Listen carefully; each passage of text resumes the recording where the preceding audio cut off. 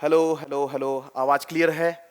तो मेरा नाम है अजय। शुरू करते हैं आज का सेशन का इंपॉर्टेंस ये कि इंपॉर्टेंस तो सभी टॉपिक का है, सभी चैप्टर का है, सभी सब टॉपिक का है।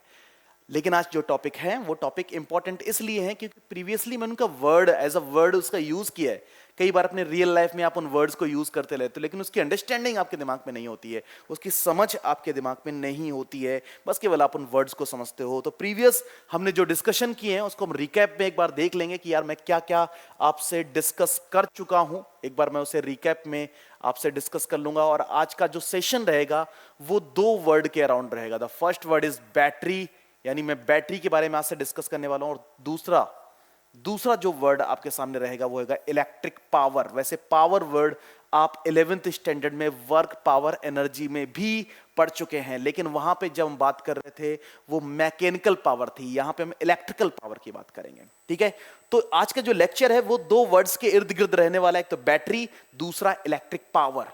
ठीक है, इलेक्ट्रिक पावर जब मैं आपसे डिस्कस कर रहा हूंगा उस समय मैं फिर से आपको रिकॉल कराऊंगा प्रीवियस टॉपिक एनालिसिस, यानी प्रीवियस टॉपिक हम जो डिस्कस कर चुके हैं उसको मैं फिर से यहां पे आज बातें करूंगा, उससे रिलेटेड ही बातें करने वाला हूं। तो प्लीज थोड़ा सा यार अपने आप को मेंटली प्रिपेयर कर लो कि यार मैं पीछे वाली बातें भी आपसे चर्चा में लेने वाला हूं क्योंकि उन्हीं से रिलेट करता है ये टॉपिक। ठीक है, तो रिकैप यानी पिछले वीडियो में, पिछले 2 या 3 वीडियोस में आपने क्या क्या देखा।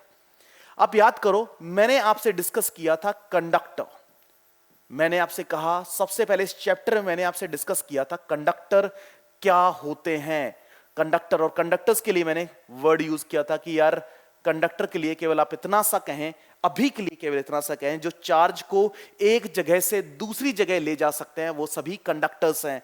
लेकिन इसके अलावा मैंने कुछ बातें और भी दी। एग्जाम्पल दिया था एल्यूमिनियम 13 का, आउटर मोस्ट शेल में 3 इलेक्ट्रॉन का होना और उन इलेक्ट्रॉन का न्यूक्लियस के साथ मजबूती के साथ ना बंधा होना, जिससे वो आउटर मोस्ट सेल को लीव कर देते हैं और कंडक्टर के अंदर या फिर मटेरियल के अंदर वो इलेक्ट्रॉन फ्री अवस्था में इधर उधर भटकने लग जाते हैं। इसी वजह से उन इलेक्ट्रॉन को रैंडम मूविंग फ्री इलेक्ट्रॉन मैंने नाम दिया। Random moving free electron, moving free electron मैंने नाम दिया था।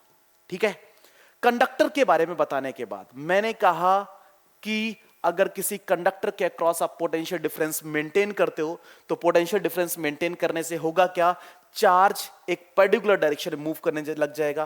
पहले वो रैंडमली मूव कर रहा था, वो पर्टिकुलर डायरेक्शन में मूव करेगा। इसका मतलब यहां पे चेंज इन वेलोसिटी की बातें आती हैं, उसी को आप ड्रिफ्ट स्पीड कहते हो। तो ड्रिफ्ट स्पीड का डिस्कशन भी हमने प्रीवियस लेक्चर्स में किया। वैसे मैं इससे रिलेटेड आपको 3 वीडियोस दे चुका हूं। पहला वीडियो जिसमें कुछ ये वर्ड हमें देखने को मिले थे। ठीक है, दूसरा वीडियो भी कहीं ना कहीं इन्हीं वर्ड्स को लेके फर्दर एनालिसिस की, और थर्ड वीडियो मैंने क्वेश्चन की प्रैक्टिस कराई कि किस प्रकार का क्वेश्चन बन सकता है, वो देख लीजिए। ड्रिफ्ट स्पीड के बाद मैंने इलेक्ट्रिक करंट की बातें करनी स्टार्ट कर दी थी। इलेक्ट्रिक करंट, प्लीज यहां पे केवल करंट वर्ड यूज मत करें। एक्चुअली करंट का मीनिंग है सिंपल फ्लो, लेकिन मैं यहां पे वाटर के फ्लो, हीट के फ्लो या फिर एयर के फ्लो की बातें नहीं करने वाला हूं। यहां पे मैं चार्ज के फ्लो की बातें करने वाला हूं। इसके अलावा जब मैं इलेक्ट्रिक करंट आपसे डिस्कस कर चुका तो मैंने रिलेशन बताया था। यहां पे ड्रिफ्ट स्पीड का फॉर्मूला मिला था आपको, Vd is equal to E tau upon M. इसके अलावा फिर मैंने रिलेशन बताया था I is equal to N E A V D per unit volume. अगर मैं वॉल्यूम को 1 यूनिट कंसीडर कर लूं तो यही formula N E A V D बन के तैयार हो जाता है। ठीक है, इसके अलावा मैंने आपसे करंट डेंसिटी को लेके भी डिस्कशन किया। करंट डेंसिटी के बारे में मैंने आपसे बात की, आप सभी को याद होगा करंट डेंसिटी के बारे में बात की। ठीक है, और करंट डेंसिटी को मैंने वेक्टर क्वांटिटी बताया था, आपको फॉर्मूला भी याद होगा कि J is equal to I upon A. Yes, current per unit area of cross section, यानी कितना charge particular area of cross section से कितने टाइम में गुजर रहा है, इस बात से वहां पे करंट डेंसिटी को कैलकुलेट किया जा सकता है। करंट डेंसिटी के बाद आपको मैंने बताया ओम्स लॉ, इसका वेरिफिकेशन और मैंने इसके लिए आपको VI ग्राफ बना के भी दिखाया। मैंने कहा अगर कंडक्टर्स के लिए आप ओम्स लॉ अप्लाई करते हैं तो V और I से मिला डेटा 100% कैसा ग्राफ बनाएगा, लीनियर। याद करो, लीनियर ग्राफ बनाएगा। तो ओम्स लॉ इट्स वेरिफिकेशन। जब ने वेरिफिकेशन किया एंड देन फर्दर मुझे कुछ बातें और मिली थी, जैसे रेजिस्टेंस के बारे में भी हमने डिस्कशन किया, रेजिस्टेंस एंड रेजिस्टिविटी। रेजिस्टेंस की बातें की एंड मैंने रेजिस्टिविटी की बातें की। रेजिस्टिविटी, रेजिस्टेंस, रेजिस्टिविटी, इसके अलावा combination of resistance and resistivity, combination की बातें की। कॉम्बिनेशन के अलावा मैंने आपसे किरचॉफ लॉ डिस्कस किया। क्या? किरचॉफ्स लॉ मैंने आपसे डिस्कस किया। लॉ मैंने आपसे डिस्कस किया। ये डिस्कशन जो था, मैंने बोला था कि ये जब लॉ डिस्कस हम कर लेते हैं तो आप सर्किट के बारे में बातें कर सकते हो। देन मैंने बताया सर्किट एनालिसिस, सर्किट एनालिसिस। ठीक है, यानी सर्किट को सॉल्व कर रहे हैं तो किरचॉफ लॉ का महत्व क्या है, या फिर रेजिस्टेंस कॉम्बिनेशन कैसे सॉल्व किया जाएगा, किस प्रकार के क्वेश्चंस आपके सामने बन के तैयार होते हैं, ये सारी बातें मैं आपसे प्रीवियसली कर चुका हूं। वैसे मैंने जब ये डिस्कशन मैं आपसे कर रहा था उस समय मैंने बैटरी के बारे में बात की, लेकिन बैटरी को एक्सप्लेन नहीं किया, बैटरी के बारे में ज्यादा बातें आपको बताई नहीं। आज मैं जो चर्चा करने वाला हूं वो आपको बहुत अच्छे से पता है, और आज का जो सबसे इंपॉर्टेंट वर्ड वो है बैटरी। क्या है बेटा? बैटरी।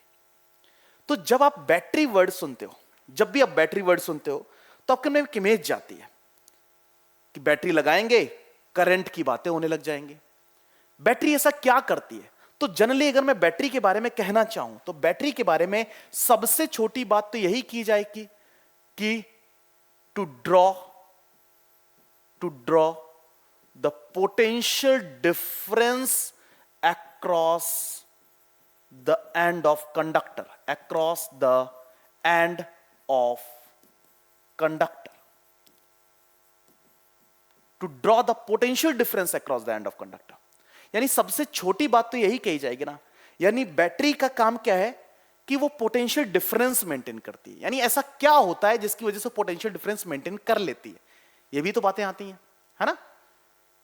तो पहला वर्ड ये है, ठीक है। फिर दिमाग में बात आती है कि चलो यूज तो समझ आ गया, ये बैटरी बनती कैसे है ना।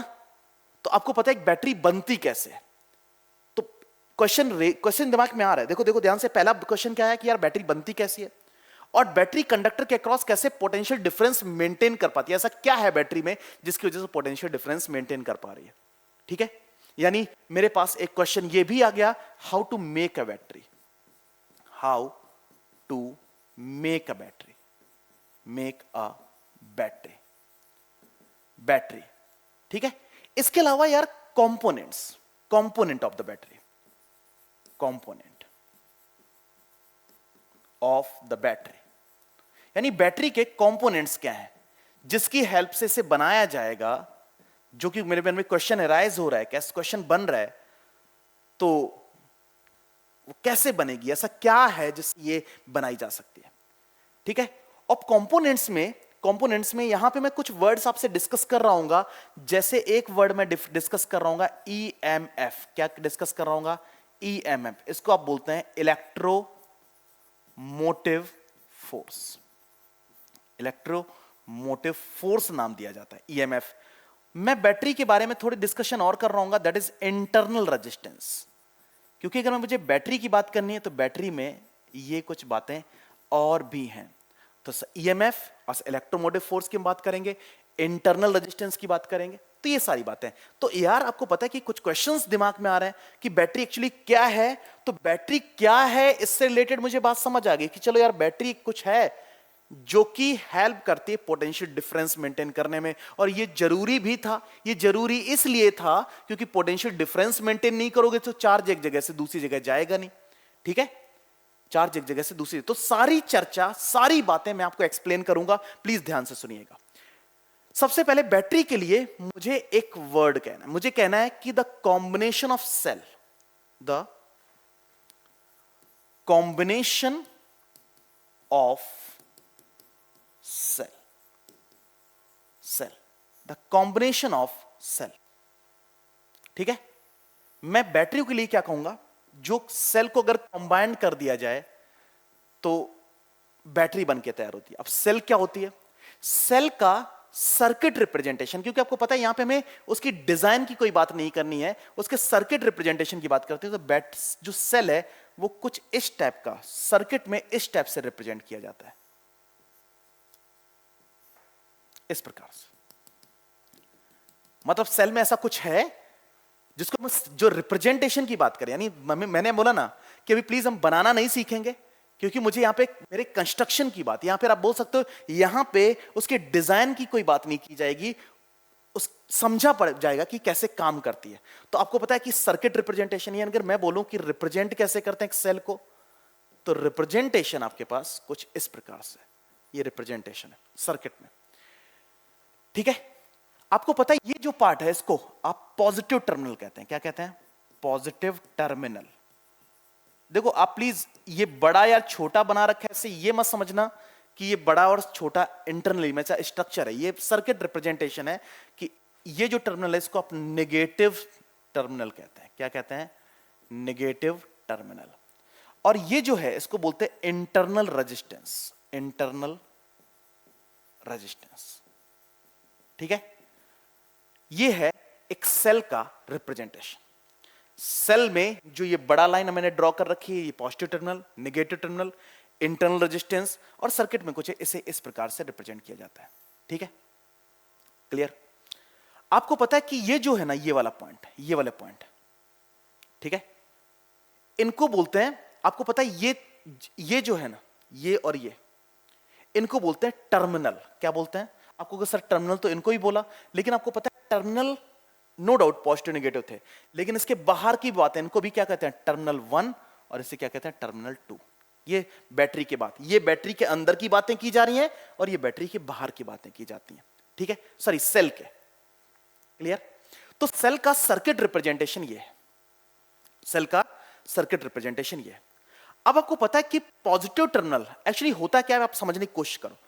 अगर मैं इसके स्ट्रक्चर की बात करूं तो प्लीज बिल्कुल बेसिक सी भाषा में से ऐसे समझने की कोशिश करो कि अगर मैं एक टब लूं, मैं क्या लूं, मैं एक इस प्रकार का टब लेता हूं। ठीक है, और इस टब में एक मेटल ये और एक मेटल ये प्लेस कर देता हूं, दो मेटल प्लेस करता हूं, दो मेटेलिक रॉड प्लेस कर देता हूं। ठीक है, और इन्हें डुबो देता हूं एक इलेक्ट्रोलाइट में। किस में डुबो देता हूं, इलेक्ट्रोलाइट में मैं इसे डुबो देता हूं। ठीक है, क्लियर। आप ऐसा समझो, बिल्कुल बेसिक सी बात समझने की कोशिश करो कि एक सेल का बेसिक स्ट्रक्चर क्या है। तो आपको देखो कि एक मेटल रॉड, ये मेटल रॉड 1 और ये मेटल रॉड 2, क्लियर। अब इन मेटल रॉड जैसे हम इलेक्ट्रोलाइट में डुबोते हैं तो केमिकल रिएक्शन, और केमिकल रिएक्शन से होता क्या है, कुछ ऐसा जिसमें इसके ऊपर पॉजिटिव आयन जाके कलेक्ट होने लग गए और इस पर नेगेटिव आयन जाके कलेक्ट होने लग गए। ठीक है, ये केमिकल, यानी इसको आप केमिकल सेल कहते हैं। एक सेल पे पॉजिटिव आयन जाके कलेक्ट होने लग गए, एक सेल पे नेगेटिव आयन जाके कलेक्ट होने लग गए, क्लियर।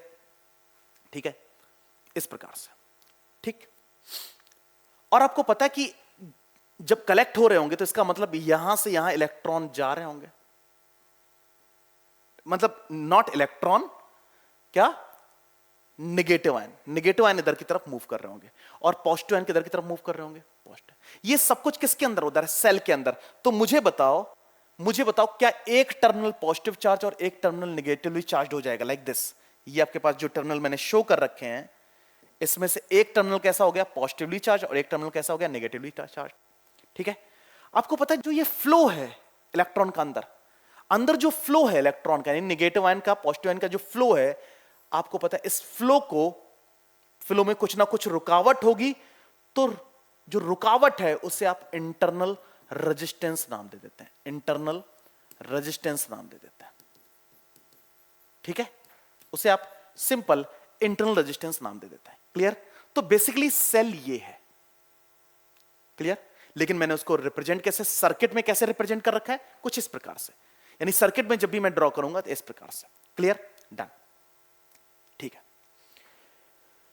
अब प्लीज इस बात को समझने की कोशिश करो कि अगर मैं इस सेल को ध्यान से देखो, अगर मैं यहां पे एक ऐसा एक सर्किट बना दूं, प्लीज ध्यान से देखना, मैं काम करता हूं, मैं ऐसा एक रेजिस्टेंस ऐसे जोड़ देता हूं, ठीक है। इस रेजिस्टेंस को आप बोलते हैं एक्सटर्नल रेजिस्टेंस। लाइक मैंने क्या किया, यहां पे देखो ध्यान से, मैंने क्या किया, मैंने ऐसे करके एक रेजिस्टेंस जोड़ दिया। तो रेजिस्टेंस जोड़ने का मतलब लाइक दिस।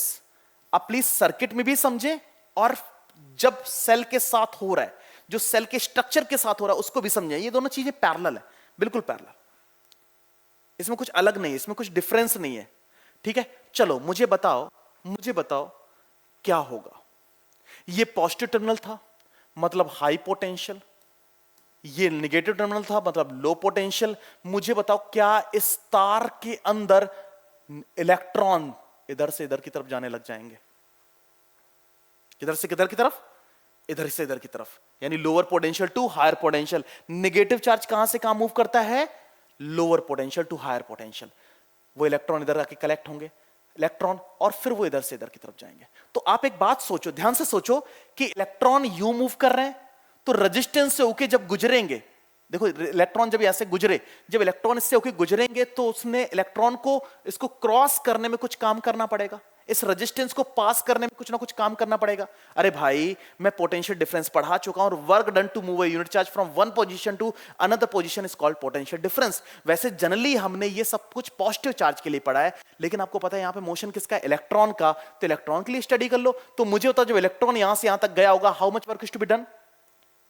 उस वर्क डन को क्या एक्सटर्नल वर्क डन कहेंगे। और आपको पता है कि इलेक्ट्रॉन जब यहां से यहां पे गया, इलेक्ट्रॉन जब यहां से यहां तक गया, तब इलेक्ट्रॉन जब यहां से यहां गया क्या हुआ? तो इलेक्ट्रॉन को अंदर भी काम करना पड़ा, ठीक है। कहां से? पॉजिटिव टर्मिनल से नेगेटिव टर्मिनल तक जाने में, पॉजिटिव टर्मिनल से नेगेटिव टर्मिनल तक जाने में। तो आपको पता है एक फ्लो टाइप का क्रिएट हो जाता है कि नहीं? एक फ्लो टाइप का क्रिएट हो जाता है कि नहीं? इसे आप बोलते हैं सेल। Cell clear? अब सेल के बारे में थोड़ा सा और ज्ञान कलेक्ट करते हैं कि यार ये जो सेल थी, ये जो सेल है इस टाइप से रिप्रेजेंट कर रखा है, ये सेल जब तक ये एक्सटर्नल रेजिस्टेंस से कनेक्टेड नहीं है, जब तक ये एक्सटर्नल रेजिस्टेंस से कनेक्टेड नहीं है, तब तक आप मुझे बताओ क्या ये इलेक्ट्रॉन यहां से यहां मूव कर रहे होंगे? है ना?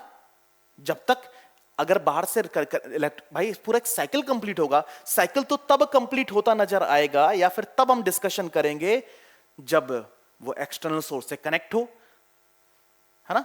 लेकिन जैसे ही आपने क्या किया, एक्सटर्नल रेजिस्टेंस से आपने कनेक्ट किया, तो पॉजिटिव चार्ज इस प्लेट से या फिर आप बोल सकते हो नेगेटिव प्लेट से इलेक्ट्रॉन का निकलना, ऐसे जाना, है ना, और ऐसे आना और इधर से होकर गुजरना, ठीक है, क्लियर? और आपको पता है एक साइकिल टाइप क्रिएट हो गया। तो इलेक्ट्रॉन का मोशन क्या? Negative to positive. तो आपको पता है इलेक्ट्रिक करंट का डायरेक्शन कौन सा है? इलेक्ट्रिक करंट का positive to negative. Clear? Clear है ना? ठीक है, पॉजिटिव टू नेगेटिव इस टाइप से, क्लियर है ना? क्योंकि इलेक्ट्रिक करंट, जो इलेक्ट्रॉन्स हैं वो कहां से गुजर रहे हैं? तो जब इलेक्ट्रॉन से गुजर रहे हैं तो क्या इलेक्ट्रॉन को अंदर काम करना पड़ रहा है और क्या इलेक्ट्रॉन को बाहर भी काम करना पड़ रहा है? तो अगर मैं पूछूं वर्क डन, अगर मुझे work done net find out करना है तो आपको पता है क्या मैं W internal plus W external नाम दूंगा, W internal plus W external बोल दूंगा। To move a unit charge, मान लेते हैं Q from one position to another position. Clear है कि नहीं? अगर मैं work done per unit charge calculate कर लूं तो V net that is equal to V in plus of V out. Say yes or no? Clear है ना? V in plus of V out. V net को इस case में आप कहते हैं EMF। तो अगर आपसे पूछा जाए EMF, वैसे इसका नाम देखो ध्यान से, EMF लिख रखा है। EMF का मतलब होता है इलेक्ट्रोमोटिव फोर्स। क्या होता है? Electromotive force. क्या होता है? Electromotive force. तो स्टूडेंट जनरली कंफ्यूज हो जाता है कि सर इलेक्ट्रोमोटिव फोर्स, अगर इलेक्ट्रोमोटिव फोर्स है तो हम यहां पे फोर्स जैसी कोई बातें करेंगे, लेकिन इलेक्ट्रोमोटिव फोर्स का मतलब यहां पे फोर्स नहीं है, फोर्स नहीं है यहां पे, basically work done per unit charge है। आपको पता है work done per unit charge यानी उससे क्या कहते हैं, ईएमएफ। क्या कहते हैं, ईएमएफ। ठीक है, तो ईएमएफ क्या होता है, ईएमएफ क्या है, EMF is equal to internal potential drop, external potential drop. Clear. अगर सर्किट में करंट आई था, ये पॉजिटिव साइन, ये नेगेटिव साइन, मैंने बोला था करंट पॉजिटिव साइन के साथ एंटर करता है, नेगेटिव के साथ निकलता है, पॉजिटिव के साथ एंटर करता है, नेगेटिव के साथ निकलता है। अगर मैं इसको वी इन की बात करूं, वी इन की जगह मैं क्या लिखूंगा, आई स्मॉल आर। अगर इंटरनल रेजिस्टेंस को स्मॉल आर और बाहर वाले रेजिस्टेंस को कैपिटल आर से डिनोट कर रहा है, तो आई कैपिटल आर, यहां से आई कॉमन लोगो, r plus of r that is equal to e. तो यहां से मेरे पास i is equal to E upon small are plus capital R मैं लिख सकता हूं। ठीक है, क्लियर। तो ये है बैटरी के लिए इक्वेशन, या फिर सेल के लिए इक्वेशन। एक सेल की बात कर रहा हूं मैं अभी तक, क्लियर है, सेल के लिए इक्वेशन। तो आपको एक फॉर्मूला यूज करना है। फॉर्मूला आपके पास क्या मिल रहा है, फॉर्मूला आपके पास क्या मिल रहा है, फॉर्मूला आपके पास मिल रहा है कि ईएमएफ इज इक्वल टू होता है, EMF is equal to V out plus V in. V out का मतलब है एक्सटर्नल पोटेंशियल डिफरेंस, और वी इन का मतलब है internal potential difference, internal potential difference. ठीक है, यानी इंटरनली जो पोटेंशियल ड्रॉप हुआ ना इसके अक्रॉस, वो वीन है, और एक्सटर्नल जो पोटेंशियल ड्रॉप हुआ to work done to move unit charge from this position to this position और this position to this position, उसे आप क्या कहते हैं, उसे आप कहते हैं ईएमएफ कहते हैं। ठीक है, अच्छा एक बात बताओ, अगर इंटरनल रेजिस्टेंस जीरो होता, इफ इंटरनल रेजिस्टेंस जीरो, अगर इंटरनल रेजिस्टेंस जीरो होता तो वी इन आपके पास कितना होता, आई स्मॉल आर जीरो। तो आप मुझे बताओ क्या ईएमएफ को ही हम वी आउट कहने लग जाता है ना। आपको पता है इस केस को बोलते हैं आइडियल साइज। जनरली अभी तक हम जो बातें कर रहे थे आपसे, अभी तक जो भी बातें मैं आपसे कर रहा था, वो क्या है, वो है आइडियल सेल की बात है। किसकी बात है, आइडियल सेल की बात है। क्लियर है, डन। तो EMF is equal to V out. आपको पता है वी आउट का एक दूसरा नाम और भी है, दिस कॉल्ड टर्मिनल वोल्टेज। क्या बोलते हैं आप इसको, टर्मिनल वोल्टेज, इसको बोलते हैं टर्मिनल वोल्टेज, आप इसे टर्मिनल वोल्टेज कहते हैं। क्लियर है ना।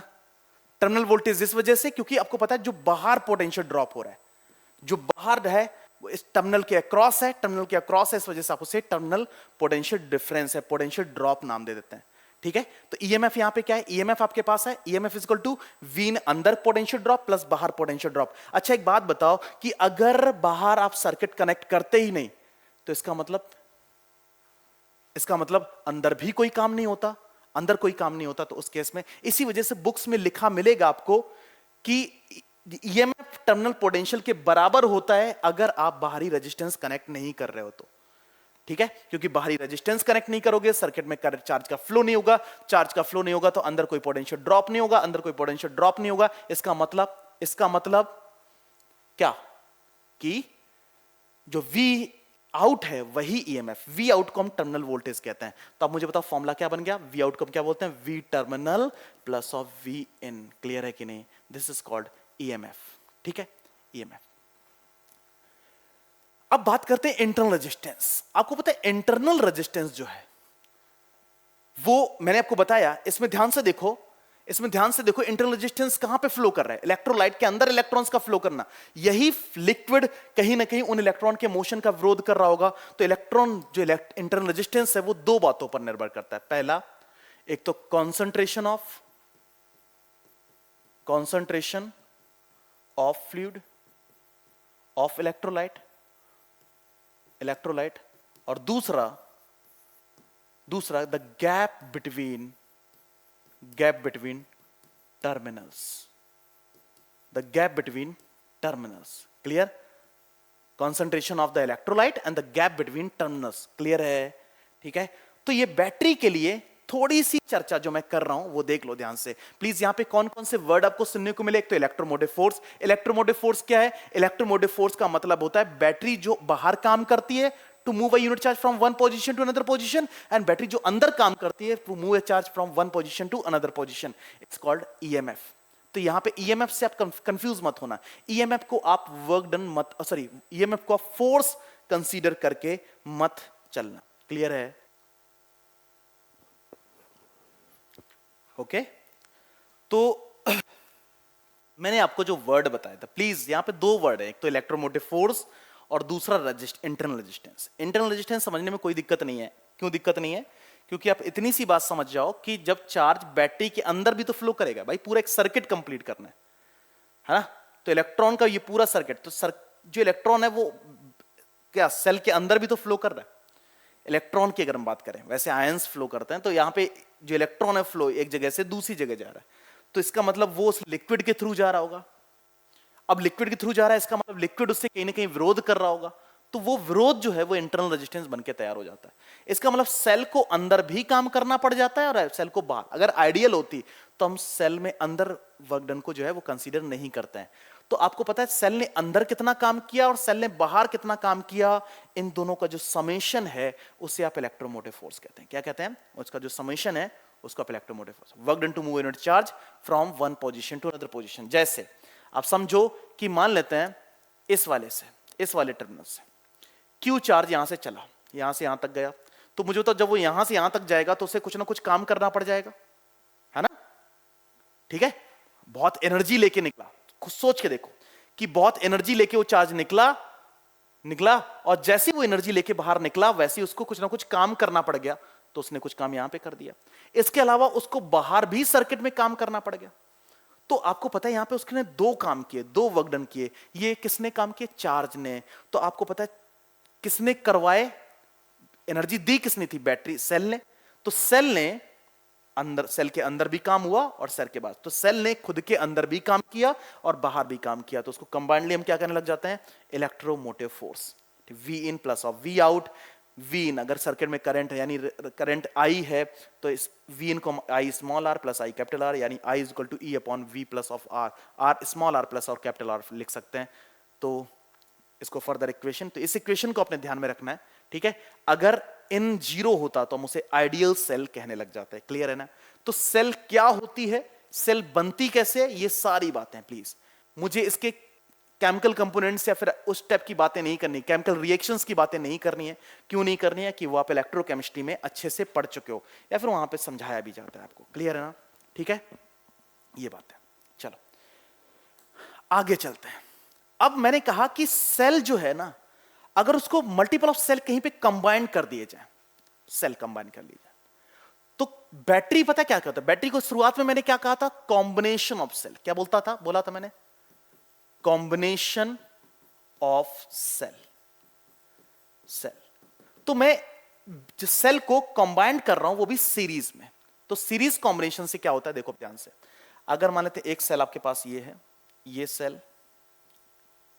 Internal resistance, cell internal resistance, cell internal resistance and so on, ये आपके पास।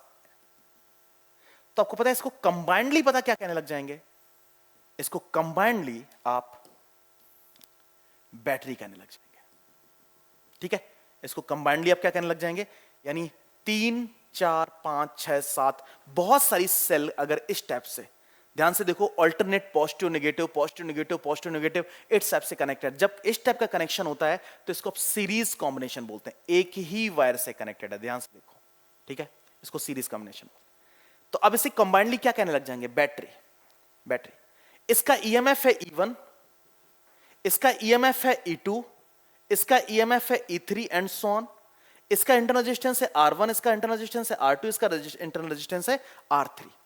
तो जब तक ये बाहरी रेजिस्टेंस से कनेक्टेड नहीं था, तो इसका ईएमएफ ई नेट कितना था? That is equal to E1 plus of E2 plus of E3 and so on, या फिर summation of I is equal to 1 to n. This is the E net. यानी कब? जब ये बाहरी रेजिस्टेंस से कनेक्टेड नहीं था, बाहरी सर्किट से कनेक्टेड नहीं था, कनेक्टेड नहीं था। ठीक है, तो जब तक ये बाहरी सर्किट से कनेक्टेड नहीं था तब तक तो सर्किट में करंट ही नहीं था। तो करंट जब तक नहीं है तब तक इन रेजिस्टेंस का कोई रोल ही नहीं डिफाइंड होगा यार। भाई रेजिस्टेंस कब कंसीडर किए जाते हैं? जब उनके अक्रॉस चार्ज का फ्लो हो, और जब चार्ज का फ्लो हो तो वो विरोध हो, और वो विरोध तब इन रेजिस्टेंस का रोल होता है। ठीक है, तो आपको पता है कि तब तक जब तक बाहरी सर्किट से कनेक्टेड नहीं है तो ईएमएफ कितना है? इतना। और टर्मिनल वोल्टेज भी कितना है? इतना, है ना? तो जब तक सर्किट बाहरी रेजिस्टेंस से कनेक्टेड नहीं होता है तब तक जो ईएमएफ है वही टर्मिनल वोल्टेज है, वही टर्मिनल वोल्टेज। ना तो बैटरी अंदर काम कर रही है ना तो बैटरी बाहर काम कर रही है। लेकिन भाई हमें तो काम करती हुई बैटरी दिखाई देनी चाहिए ना भाई, हमें तो काम करती हुई बैटरी नजर आनी चाहिए। तो मैंने क्या किया, इसको, इस बैटरी को, क्योंकि अब मैं इसे बैटरी कहने लग जाऊंगा, एक्सटर्नल रेजिस्टेंस यानी बाहरी सर्किट से कनेक्ट कर दिया। तो बाहरी रेजिस्टेंस से जब आप कनेक्ट कर दोगे आर से तो सर्किट में करंट फ्लो करने लग जाएगा। कितना? आई। चार्ज यहां से यहां तक गया तो उसे कुछ ना कुछ काम करना पड़ा। चार्ज जब इस रेजिस्टेंस को क्रॉस करेगा तो उसे कुछ ना कुछ काम करना पड़ेगा। चार्ज जब इस रेजिस्टेंस को क्रॉस करेगा तब भी उसे कुछ ना कुछ काम करना पड़ेगा। चार्ज जब इस रेजिस्टेंस को क्रॉस करेगा तब भी उसे कुछ ना कुछ काम करना पड़ जाएगा। ये पॉजिटिव नेगेटिव, मैंने बोला था करंट पॉजिटिव साइन के साथ एंटर कराओगे, नेगेटिव के साथ निकालोगे, पॉजिटिव के साथ एंटर कराओगे, नेगेटिव के साथ निकालोगे। ये आपके पास नेगेटिव पॉजिटिव, पॉजिटिव के साथ एंटर कराओगे, नेगेटिव के साथ निकालोगे। ये नेगेटिव पॉजिटिव, पॉजिटिव साइन के साथ एंटर कराओगे, नेगेटिव के साथ निकालोगे, इस टाइप। ठीक है, और मैंने बोला था कि आप इसमें किरचॉफ लॉ अगर लगा देते हैं तो किरचॉफ लॉ क्या बनता है? ठीक है, E1 minus of I capital R minus of I R3 plus of E3 minus of I R2 plus of E2 and minus of I R1 plus of E1 is equal to 0। Clear है ना? ठीक है, इतना clear. E1 plus E2 plus E3 को एक side कर दो। E1 plus E2 plus E3 को एक साइड कर लो। Clear, is equal to i capital R plus i small R1, i small R2, i small R3। Clear है ना? क्लियर। अगर मैं आई कॉमन ले लूं तो आई कॉमन लेने पे मुझे क्या मिलेगा? E1 plus of E2 plus of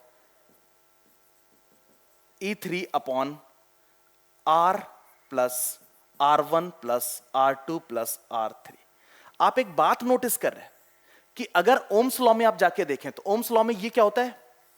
voltage, potential drop, और ये क्या होता है? रेजिस्टेंस। तो ये आपके पास है नेट रेजिस्टेंस, नेट रेजिस्टेंस। ये नेट रेजिस्टेंस है और ये नेट ईएमएफ है, net EMF. Clear? Net EMF. तो सर्किट में इतना करंट फ्लो करता है। अगर आपके पास आइडेंटिकल बैटरी होती है, आइडेंटिकल बैटरी का मतलब एन आइडेंटिकल बैटरी अगर कनेक्टेड होती है तो E plus E plus E plus E that is equal to N E upon R. N identical resistance that is equal to N small R. अगर आपके पास NR जो है वो much greater of capital R है तो ये मुझे मिलेगा N E upon N small r, N से एन कैंसिल, यानी E अपॉन R। यानी सर्किट में करंट तब कितना होता है? इतना होता है। क्लियर? ठीक है। जब आप सेल को, वैसे तो ये यहां तक जैसे ही मैंने इस टाइप से कनेक्ट किया वैसे ये बैटरी ये सेल बन सकती, लेकिन उसका वर्किंग बिहेवियर भी मुझे शो करना था, वर्किंग मॉडल भी मुझे शो करना था। दैट्स व्हाई सीरीज जब कंबाइन करते हैं तो सीरीज कॉम्बिनेशन में नेट ईएमएफ कितना होता है? नेट ईएमएफ आपके पास ये होता है। क्लियर? डन। और नेट रेजिस्टेंस कितना होता है? अगर मैं net resistance, internal resistance R net की बात करूं तो ये आपके पास होगा R1 plus of R2 plus of R3 and so on. अगर आइडेंटिकल है तो summation of I is equal to 1 to n s। ये नेट रेजिस्टेंस। क्लियर? क्लियर है ना? डन। तो ये है सर्किट एनालिसिस। जब आप एक सेल, मल्टीपल ऑफ सेल को आपने कनेक्ट किया और इस टाइप से सर्किटरी को सॉल्व किया। किरचॉफ लॉ मैंने यूज किया है, नेट ईएमएफ मैंने कैलकुलेट करके आपको दिया है, करंट कैलकुलेट करके आपको दिया है मैंने, ठीक है। टर्मिनल वोल्टेज क्या होता है, ईएमएफ क्या होता है, तो नेट ईएमएफ आपके पास कितना है, summation of E I, I is equal to 1 to N. Net internal resistance कितना है, summation of R I, I is equal to 1 to N. Terminal voltage क्या है, जो बाहर वर्क डन हुआ, आई कैपिटल आर, तो आपके पास वी टर्मिनल कितना है, वी टर्मिनल आपके पास आई कैपिटल आर के बराबर होगा, ठीक है। तो आपको टर्मिनल वोल्टेज पता चल गया, नेट ईएमएफ पता चल गया, ठीक है, नेट इंटरनल रेजिस्टेंस पता चल गया, और कुछ कंडीशंस और, ठीक है। This is called series combination of resistance. Series combination, not series combination of resistance, this is series combination of cell. तो ये बनती है एक बैटरी। तो ये भी बात आपको समझ आती है। उसके बाद है पैरेलल कॉम्बिनेशन। सेल को जब हम पैरेलली कंबाइन करते हैं, पैरेलली कैसे कंबाइन करते हैं, ये आपके पास एक सेल है, EMF E1, resistance R1, next cell है EMF resistance R2, next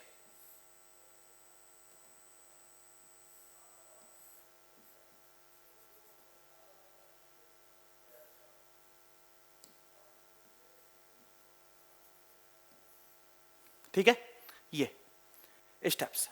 clear.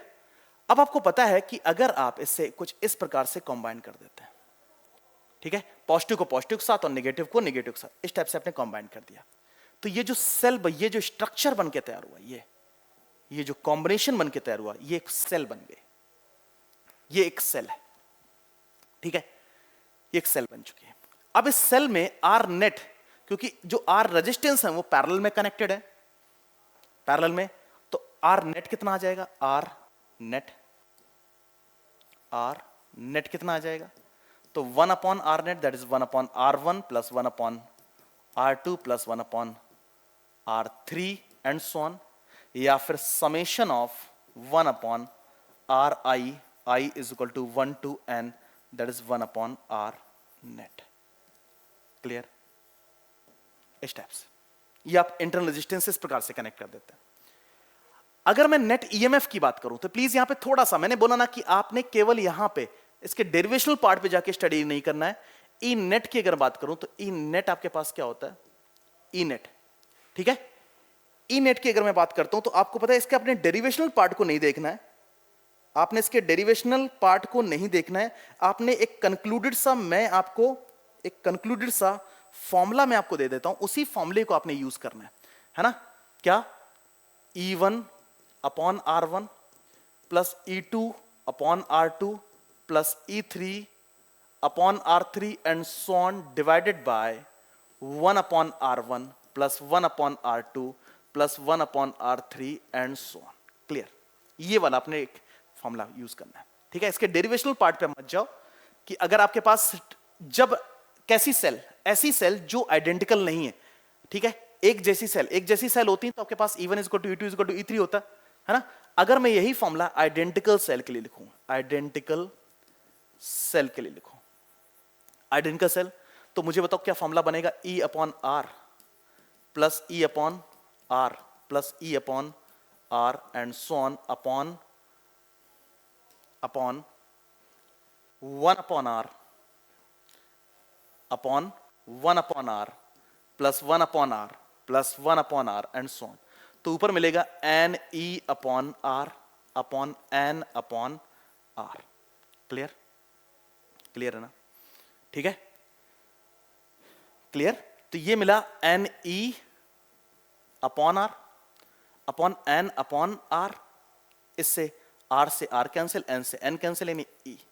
तो आपको पता है जब आप आइडेंटिकल सेल कनेक्ट करते हो तो नेट ईएमएफ क्या मिलता है, ई।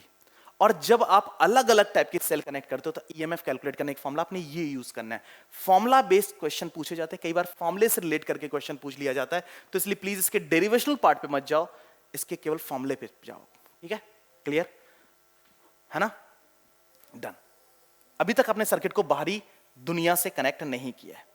अब आपने क्या किया, इस बैटरी को आपने एक एक्सटर्नल रेजिस्टेंस से कनेक्ट कर दिया, एक्सटर्नल रेजिस्टेंस से कनेक्ट कर दिया। तो जब मैं एक्सटर्नल रेजिस्टेंस से कनेक्ट, इसका मतलब अब काम बाहर भी होने लग जाएगा। अगर बाहर काम होने लग जाएगा तो सर्किट में करंट कितना होगा? I is equal to E net upon are net. E net कितना है आपके पास? ई नेट कितना है? Summation of E I upon are I, I is equal to 1 to n upon capital R plus summation of 1 upon are I, I is equal to 1 to n। यहां से आप I calculate कर लोगे कि नहीं? Clear? तो circuit में current इतना है। क्लियर? तो यार हमें ये देखना पड़ेगा, हमें ये ऑब्जर्व करना पड़ेगा। आपको पता है ये एक फॉर्मूला है जिसको अपने फॉलो करके रखना है। तो जब सीरीज एंड पैरेलल कॉम्बाइन करते हैं तो ये क्या सिचुएशन आपको देखने को मिलती है वो देख सकते हैं। क्लियर ना? मैं ईएमएफ आपको समझा चुका हूं। ईएमएफ का मतलब है जो सर्किट अंदर भी काम करता है, यानी जो बैटरी अपने खुद के अंदर भी काम कर रही है और बाहर भी काम कर रही है, इन दोनों का कॉम्बिनेशन आपको पता है, दोनों कंबाइंडली मैं इसे ईएमएफ कहता हूं। जो केवल बाहर काम कर रही है उसे हम टर्मिनल पोटेंशियल नाम दे देते हैं, जो केवल अंदर काम करती है उसे इंटरनल पोटेंशियल ड्रॉप नाम दे देते हैं। क्लियर है ना? ठीक है, तो सर्किट में करंट इतना फ्लो करेगा अगर मैं उसको बाहरी दुनिया, बाहरी रेजिस्टेंस से कनेक्ट कर देता हूं। क्लियर ना? ठीक है, डन। तो this is called the series combination and then parallel combination. यहां पे मिक्स्ड कॉम्बिनेशन भी देखने को मिलता है, लेकिन मैंने बोला ना कि हमें यहां पे उस पर्टिकुलर पोर्शन पे ही डिस्कशन करने हैं जो portion exactly JEE Main, NEET या बोर्ड पॉइंट ऑफ व्यू से अपने आपको स्ट्रांग करता है। आप केवल इतना सा फ्रेम रखिए, इतनी सी चीजें ध्यान में रखिए और आपका 100% क्वेश्चन सॉल्व होगा। ठीक है, क्लियर है ना? मैं पैरेलल कॉम्बिनेशन में आपसे और भी डिस्कशन करता हूं। तो आपको पता है क्या मिला? करंट सर्किट में कितना मिला? करंट मिला e net upon are net, are net मिला। अब ई नेट मैंने क्या लिखा था? Summation of E I upon are I, I is equal to 1 to n upon summation of 1 upon are I, I is equal to 1 to n and divided by r, sorry r net ना, तो are plus of this, क्योंकि externally आपने r से connect किया था। अगर ये cell identical होती, आइडेंटिकल, अगर सेल आइडेंटिकल होती तो आइडेंटिकल सेल के लिए नेट ईएमएफ कितना? अभी जस्ट मैंने कैलकुलेट किया, नेट ईएमएफ आपके पास कितना आ जाता? नेट ईएमएफ आपके पास ई आ जाता, आइडेंटिकल से नेट ईएमएफ। और नेट रेजिस्टेंस कितना आ जाता? नेट रेजिस्टेंस कितना आ जाता? इंटरनल, नेट इंटरनल रेजिस्टेंस, पहले हम इंटरनल की बात कर लेते हैं, इंटरनल की बात करते हैं, तो that is equal to R by N. Internal resistance आपके पास इतना हो जाता। ठीक है, नेट रेजिस्टेंस, नेट रेजिस्टेंस की अगर बात करते हैं, अगर सर्किट बाहरी दुनिया से कनेक्टेड बाहरी, तो are plus of R by N, है ना? तो उस केस में करंट कितना होगा? उस केस में आपको करंट मिलेगा I is equal to E upon are net. Are net की वैल्यू कितनी है? R plus of R upon N, यानी ई अपॉन एलसीएम ले लो, N R plus of small R upon N, that is equal to N E upon n capital R plus of small r. If n capital R is greater than of small r, तो उसके situation मिलेगा n e upon n capital R. This is equal to e upon r. तो circuit में current कितना मिलता है? इतना। ठीक है, वो कंडीशंस हैं, वो कंडीशंस आप अपने अकॉर्डिंग यूज कर सकते हो। मैंने कहा कि इसी कंडीशन में मैं कुछ और चेंज कर देता, है ना? वैसे तो r is much greater than of capital R नहीं हो सकता है, तो आपके पास ये एक सिचुएशन है। ठीक है, सिचुएशन, इस सिचुएशन को भी आपने फॉलो करना है और इस सिचुएशन को भी आपने फॉलो करना है, लेकिन क्या ध्यान में रखते हुए, क्या ध्यान में रखते हुए कि बैटरी आइडेंटिकल है, सेल आइडेंटिकल है या फिर नहीं। ठीक है, तो this is the series combination, then parallel combination and then उससे रिलेटेड कुछ कंडीशंस या सिचुएशंस, उन सिचुएशन पे क्वेश्चन बन सकता है, फ्रेम हो सकता है, तो वो भी देख लो। ठीक है, ये है बैटरी को लेकर डिस्कशन। अब बैटरी को लेकर एक बात और भी है, वो क्या है? Maximum power transfer. एक बैटरी कब मैक्सिमम पावर ट्रांसफर करती है? ठीक है, मैक्सिमम पावर कब ट्रांसफर करती है? अब मुझे पता है, वी नो दैट, कि अगर मैं एक सेल लूं, ये एक सेल है, आपको पता है मैं सिंगल सेल से बैटरी बोल सकता हूं, बैटरी कह सकता हूं, और मैंने इसको एक्सटर्नल रेजिस्टेंस आर से कनेक्ट किया।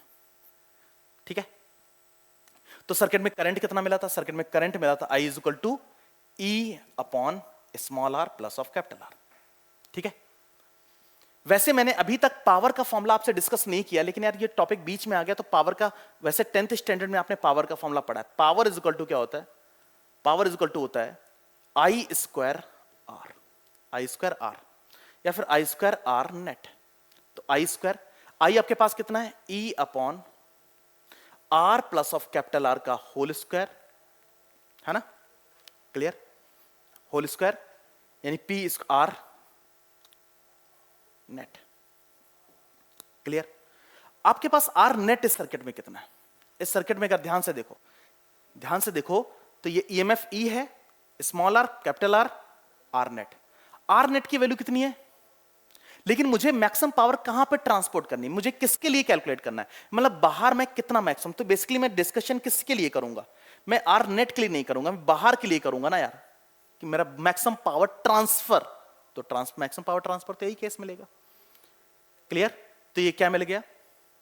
ई square upon R plus of capital R का whole square into R, that is equal to power, है ना?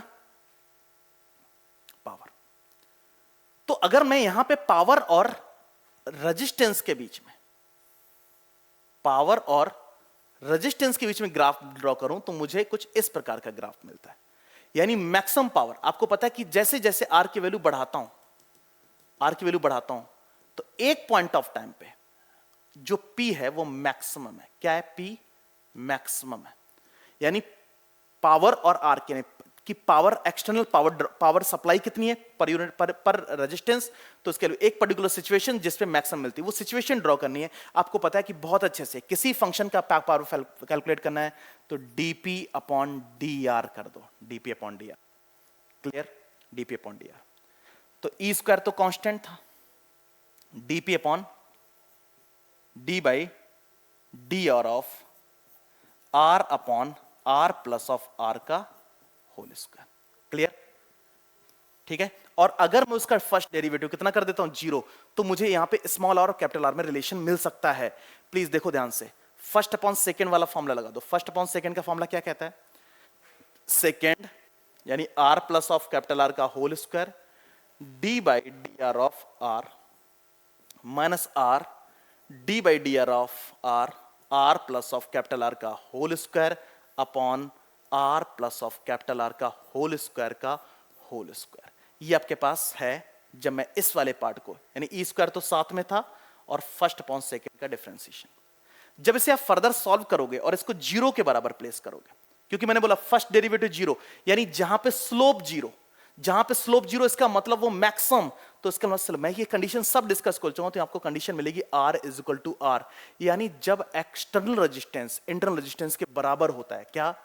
यानी R को आप बढ़ाते जाएं, R की एक पर्टिकुलर वैल्यू इसकी इंक्रीज कर दें, इंक्रीज करते जाएं, इंक्रीज करते जाएं, और एक पॉइंट ऑफ टाइम पे जब ये स्मॉल r के बराबर हो जाएगा तो उस टाइम ये बैटरी मैक्सिमम पावर ट्रांसमिट कर रही होगी। इसको बोलते हैं maximum power transmission theorem.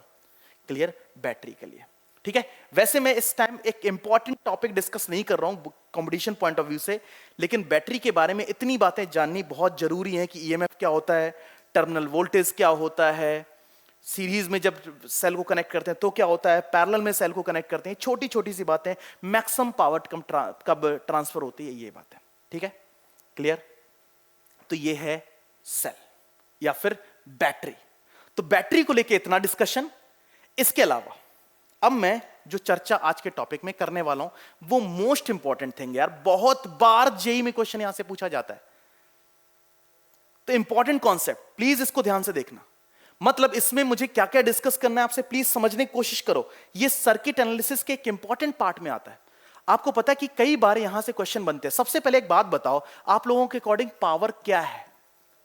Power, ठीक है? पावर क्या है?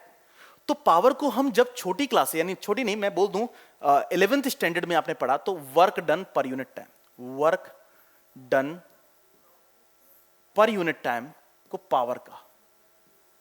Clear? Work done per unit time. Clear है? तो आपके अकॉर्डिंग सर्किट में वर्क करता कौन है? कौन करता है? कौन करता है? बैटरी। ठीक है? बैटरी काम करती है। तो आपके पास दो चीजें हैं। सबसे पहले बैटरी ने काम किया। बैटरी ने काम क्या किया? चार्ज को कुछ ना कुछ एनर्जी दी। यार प्लीज समझने की कोशिश करो कि बैटरी ने कुछ ना कुछ ऐसा किया, चार्ज को एनर्जी दी और चार्ज एनर्जी लेके ऐसे चला, ठीक है, चला और रास्ते में मिल गया उसे रेजिस्टेंस। रेजिस्टेंस को एनर्जी लो, तुम भी लो, तुम भी लो, तुम भी लो, सबको देखे आगे बढ़ता चला गया और फिर एकदम खत्म होके वापस नेगेटिव टर्मिनल पे आपके कनेक्ट हो गया, ठीक है ना। अगर मैं सर्किट को ड्रॉ करूं यहां पे, तो सर्किट में ये आपके पास ध्यान से देखो, ये एक बैटरी है, आइडियल बना लिया मैंने, और ये रेजिस्टेंस लगा हुआ है, ये रेजिस्टेंस लगा हुआ है, ठीक है, दो रेजिस्टेंस लगा देते।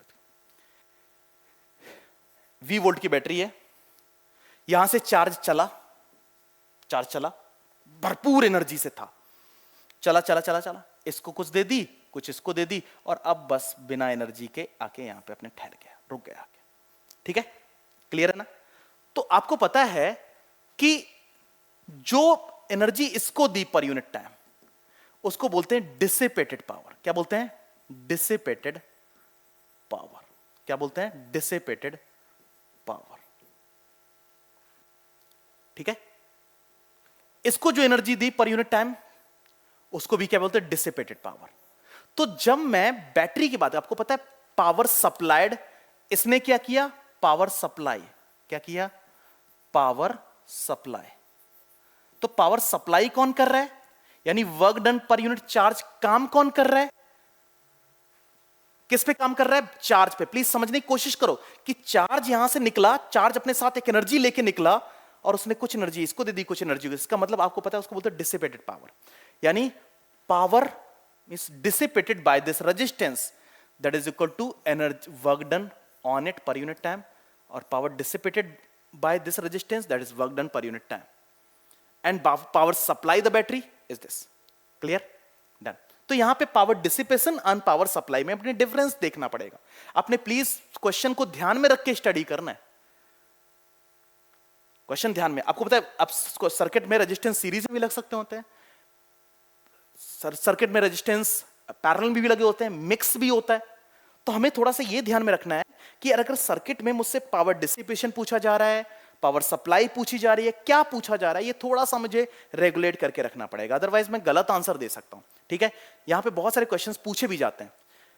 एक बात और ध्यान रखना, कई बार क्वेश्चन ग्लो को लेके, बल्ब के ग्लो को लेके भी पूछा जाता है। तो ग्लो का मतलब होता है, ग्लो का मतलब डायरेक्टली प्रोपोर्शनल है पावर, यानी जिस रेजिस्टेंस का पावर डिसिपेशन ज्यादा है, या फिर जिस बल्ब का पावर डिसिपेशन ज्यादा है, वो ज्यादा ग्लो करेगा।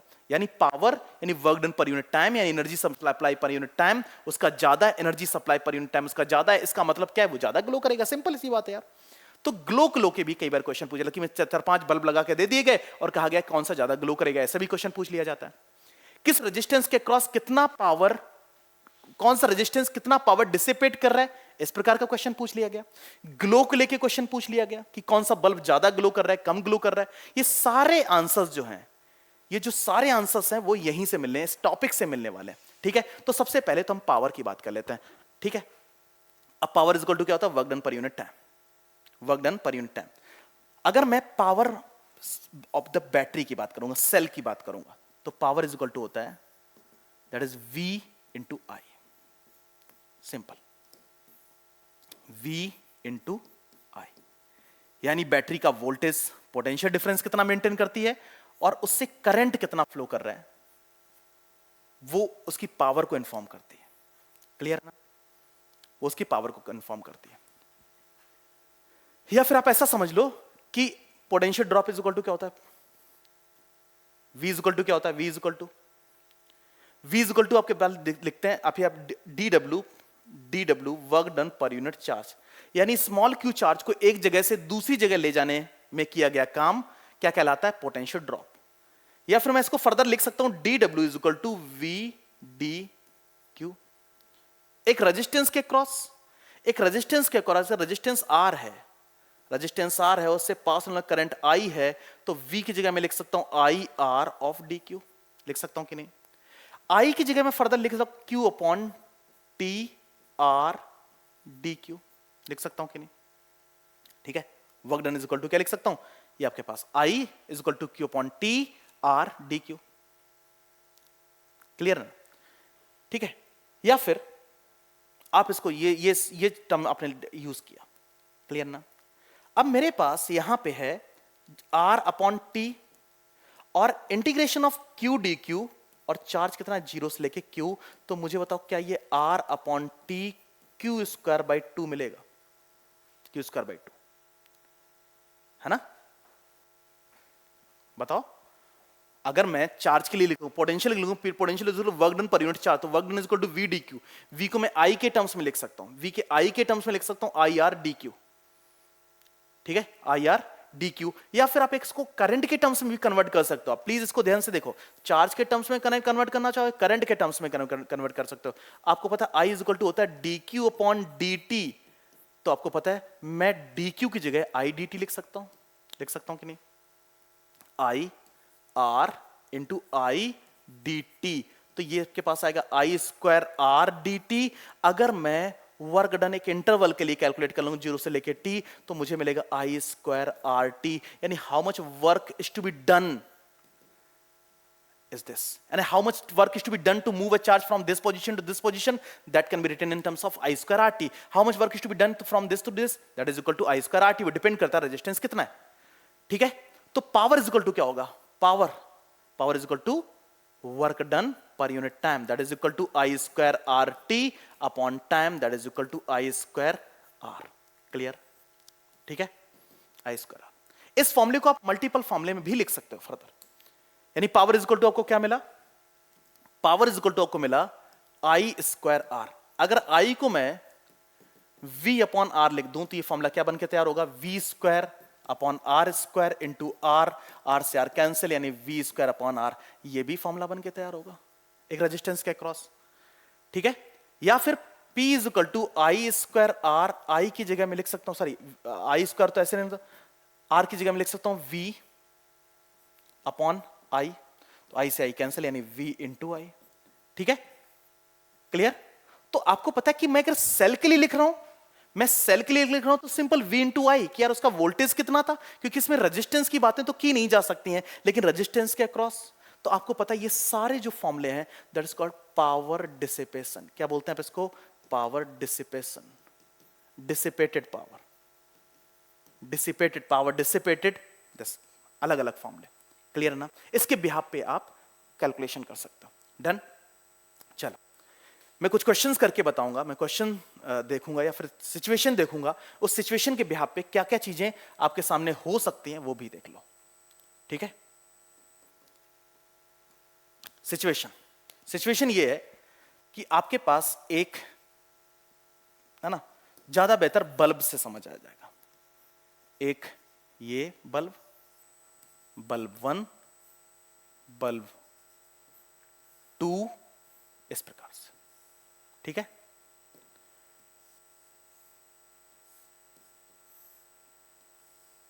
ठीक है, ये बल्ब 1 है, ये बल्ब 2 है, ये रेजिस्टेंस R1 है, ये रेजिस्टेंस R2 है। एक इसके अक्रॉस जो पोटेंशियल ड्रॉप है V1 है, इसके अक्रॉस जो पोटेंशियल ड्रॉप V है, लेकिन दोनों से करंट सेम होगा। दोनों से क्या होगा? तो इन सीरीज कॉम्बिनेशन करंट क्या होता है? सेम। करंट क्या होता है? तो अगर मैं पूछा दोनों में से कौन सा बल्ब ज्यादा जलेगा, तो power for the first, power dissipation calculate करना है, डिसिपेशन कैलकुलेट करना है, तो क्या करो? सिंपल आई स्क्वायर R1, एक आई स्क्वायर R1, यानी P1 इज इक्वल टू क्या होगा? आई स्क्वायर R1, और P2 इज इक्वल टू कितना होगा? आई स्क्वायर R2। दोनों में सेम करंट है, आपको पता है सीरीज में दोनों में, इसका मतलब इन सीरीज कॉम्बिनेशन जिसका रेजिस्टेंस ज्यादा, क्या बोला मैंने? जिसका रेजिस्टेंस ज्यादा, जिसका रेजिस्टेंस ज्यादा, इन सीरीज कॉम्बिनेशन ध्यान से देखो, जिसका रेजिस्टेंस ज्यादा उसका पावर डिसिपेशन ज्यादा, power dissipation the bulb glow, जिसका रेजिस्टेंस ज्यादा वो बल्ब ज्यादा ग्लो करेगा, वो बल्ब ज्यादा ग्लो करेगा, ठीक है? तो इन सीरीज कॉम्बिनेशन आपको इतनी सी बात ध्यान रखनी है। क्लियर? क्योंकि करंट सेम होता है, करंट फिर ये वाला फॉर्मूला आपने यूज करना है, इतनी सी बात याद रखनी है। इसके अलावा अगर आपके पास सर्किट कुछ इस प्रकार से, देखो ध्यान से, एक ये रेजिस्टेंस, एक ये रेजिस्टेंस, एक ये रेजिस्टेंस, क्वेश्चन सॉल्व करने बैठोगे आप बिलीव करो फटाफट फटाफट क्वेश्चन आपसे सॉल्व होंगे, ठीक है। और पूछा गया इसमें कौन सा बल्ब ज्यादा ग्लो करेगा। तो आप देखो ध्यान से, अगर सर्किट को आप ध्यान से देखते हो तो इसका रेजिस्टेंस R1, इसका रेजिस्टेंस R2, इसका रेजिस्टेंस R3 और V वोल्ट की बैटरी, और पूछा गया कौन सा रेजिस्टेंस ज्यादा ग्लो करेगा। तो आपको पता है इन पैरेलल कॉम्बिनेशन सभी पे drop potential same, potential same. इसका मतलब अब आपको पता है क्या, पावर इज इक्वल टू कौन सा फॉर्मूला यूज करो, V square upon R, V square upon R। अब आपको पता है कि पावर डिसिपेशन उसका ज्यादा होगा, पावर डिसिपेशन उस पे ज्यादा होगा जिसका R कम होगा। R जितना कम, R जितना कम पावर डिसिपेशन उसका ज्यादा पावर डिसिपेशन। यानी 3 बल्ब अगर लगे हैं, एक बल्ब ये है, दूसरा बल्ब ये है, तीसरा बल्ब ये है, तो जिसका R कम, जिसका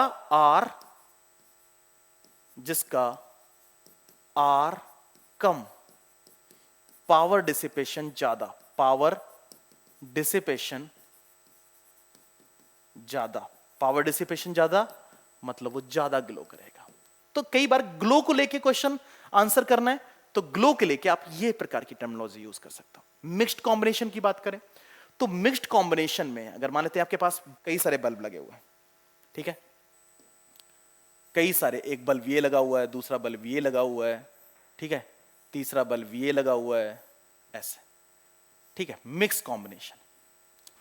और फिर मैंने इसके क्रॉस क्या लगा दिया, एक बैटरी लगा दी गई, ठीक है। तो आपको पता है इन दोनों से पास होने वाला करंट सेम होगा, इसमें I1 है तो इसमें I2 है, ठीक है। फिर आपने क्या करना पड़ेगा, मुझे सभी बल्ब पे अलग अलग पावर, इसकी पावर डिसिपेशन P1, इसकी पावर डिसिपेशन P2, इसकी पावर डिसिपेशन P3, यानी पावर डिसिपेशन के अकॉर्डिंग मुझे आंसर देने पड़ेंगे। मतलब इसमें से तीनों बल्ब में पावर डिसिपेशन किसकी ज्यादा है। प्लीज कंपैरिजन हमेशा कांस्टेंट लेके सॉल्व करो। आपको पता है इन दोनों में रेजिस्टेंस के बीच में कॉम्बिनेशन देखा जा सकता है, मतलब इन दोनों में कंपैरिजन तो केवल और केवल रेजिस्टेंस, इन दोनों में रेजिस्टेंस जिसका ज्यादा होगा वो बल्ब ज्यादा ग्लो करेगा, ठीक है। लेकिन इन दोनों में अगर मैं सिर्फ रिजल्ट की बात देखी जाए तो आपको पता है मुझे सबसे पहले करंट कैलकुलेट करना पड़ेगा, यहां पे करंट कैलकुलेट करना पड़ेगा, यहां पे करंट, इसके क्रॉस पावर डिसिपेशन, इसके क्रॉस पावर डिसिपेशन, इसके cross power dissipation, and then मैं एग्जैक्टली कैलकुलेट कर पाऊंगा। तो जब बात मिक्स कॉम्बिनेशन की होती है तो बल्ब कौन सा ज्यादा ग्लो करेगा ये इस बात पे निर्भर करता है कि पावर डिसिपेशन किसका ज्यादा है। लेकिन इसमें आप डायरेक्ट आंसर्स दे सकते हो, इन दोनों में आप डायरेक्ट आंसर आप दे सकते हो। क्लियर। तो बल्ब ग्लो को लेके इस प्रकार से क्वेश्चन है, पावर डिसिपेशन किसके क्रॉस कितना हुआ, ठीक है। तो पावर डिसिपेशन सप्लाई दो अलग अलग वर्ड है, please series combination, mixed combination and parallel combination, तीनों केसेस में जाके इसको स्टडी करो।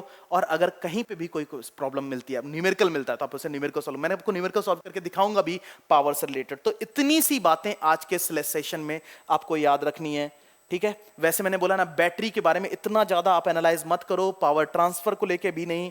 प्लीज कुछ लिमिटेड सी टास्क अपने लिए रखो जो एग्जैक्टली फ्रेमवर्क रेडी करके दे सकते हैं क्वेश्चन सॉल्व करने के लिए।